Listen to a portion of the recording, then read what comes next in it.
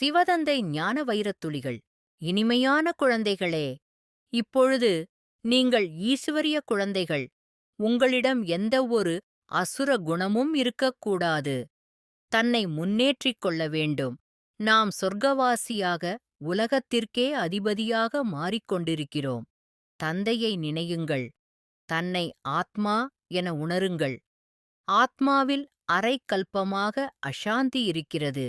அமைதியின் கடல் தந்தையை நினைப்பதால் அது விலக வேண்டும். உங்களுக்கு அமைதியின் சொத்து கிடைத்துக் கொண்டிருக்கிறது. நாம் சிவபாபாவின் வாரிசுகள். சத்யுகத்தில் யாரும் தன்னை ஈஸ்வரிய செல்வத்தினர் என்று கூறுவதில்லை. அங்கே தெய்வீக குழந்தைகளாக இருக்கிறார்கள். நமக்குள் எந்த அசுர அவகுணமும் இருக்கக்கூடாது. நம்மை முன்னேற்றிக் கொள்ள வேண்டும். நேரம் மிக குறைவாக இருக்கிறது. தவறுகள் எதுவும் செய்யக்கூடாது. அனைவரும் இறக்கத்தான் வேண்டும். ஒருவர் கூட இருக்க முடியாது. பழைய உலகம் இப்பொழுது முடிந்துவிட்டது.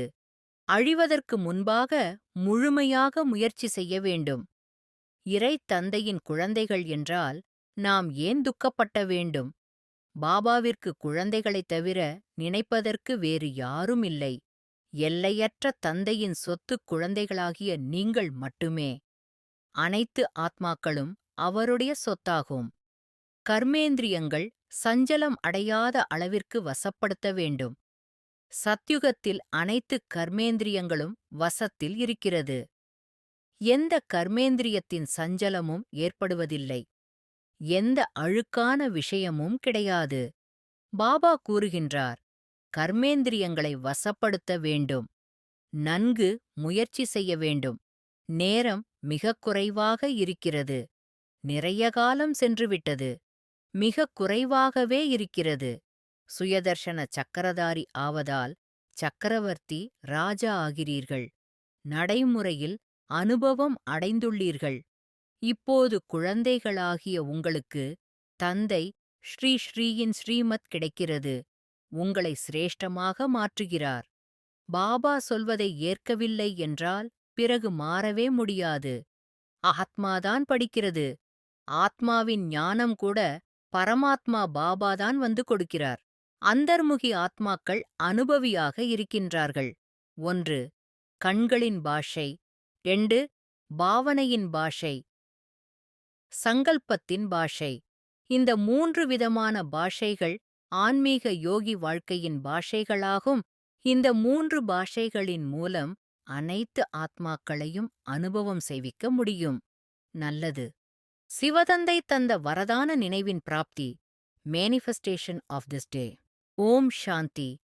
இனிமையிலும் இனிமையான பவித்ததிர மகா சாகரம். அன்பு தந்தை சிவபாபா நினைவில் தொடர்பில் ஆத்மாவாகிய நான் சுயபரிவர்த்தனை புருஷார்த்தம் செய்கின்றேன்.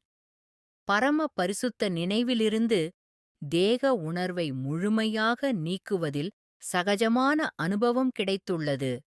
அன்பு தந்தை ஆத்மா எனக்கான முன்னேற்றம் பெற்றுக்கொள்வதற்காக தந்திருக்கும் ஈஸ்வரிய பிறவி இது. புருஷோத்தம யுகத்தில் பிறவி. கீதை, ஸ்ரீமத், நினைவு, தொடர்பு அனைத்தும் தாங்கள் தந்திருக்கும் மகா வாக்கியங்களின் அஸ்திவாரம். பொக்கிஷங்கள் எனக்காகவே தரப்பட்டவைகள்.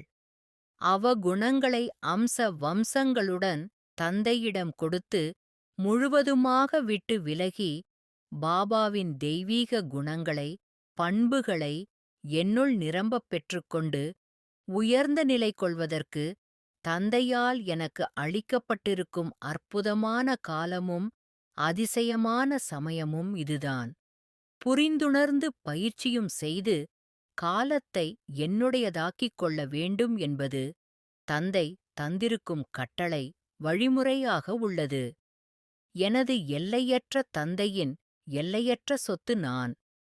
கர்மேந்திரியங்களை கவனமுடன் செயல்படுத்தி ஆத்மாவின் பவித்திர தன்மையை உயர்த்திக் கொள்ள துணையும் உதவியும் தந்தையிடமிருந்து பெற்றுக்கொண்டே இருக்கின்றேன்.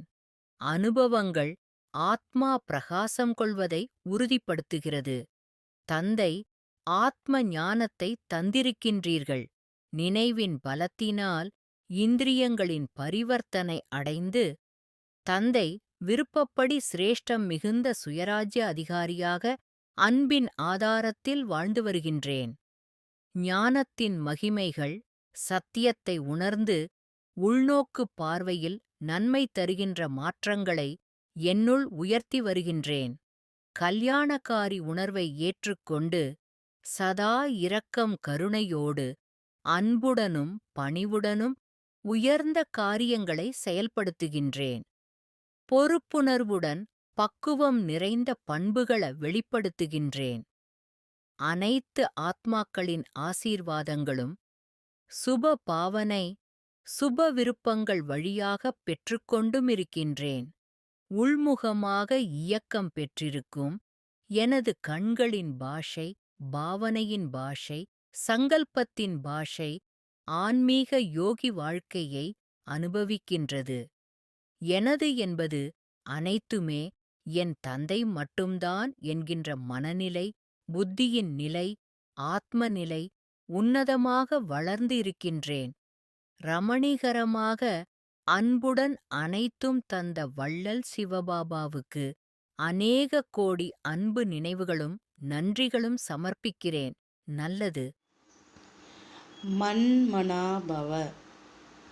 தன்னை ஆத்மா என உணர்ந்து ஆத்மாவின் தந்தையான பரமாத்மாவை அன்போடு நினைவு செய்தால் ஆத்மாவில் இருக்கும் 63 ஜென்மங்களின் பாவ கர்மங்கள் அழிந்து போகின்றன. ஓம் சாந்தி.